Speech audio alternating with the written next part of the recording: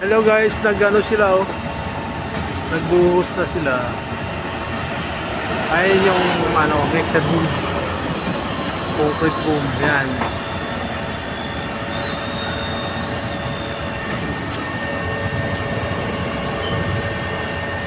Construction. Walang kainan yan, alas 12 na. Ay di pwede silang kumain, titigas yung simento na yan.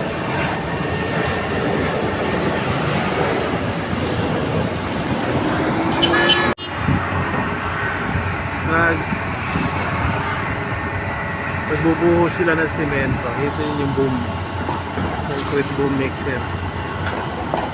Yan. Yan yung mixer.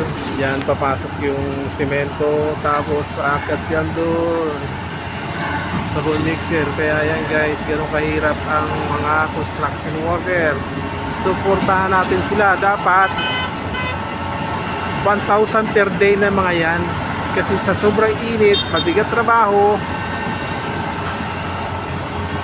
mabigat ang trabaho, maliit na sahod, kaya dapat 1,000 per day na mga yan.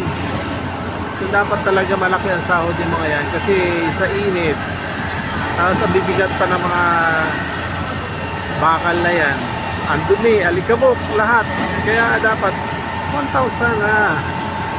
Dahil panukala sa mga construction worker, dapat malaki na ang sasahod nila. Malaki ang i-take home nila, malaki ang arawan nila. 1,000 per day pa, malaking bagay na yan kahit di scale yan, mga scale 1.5 yan, mga ganyan.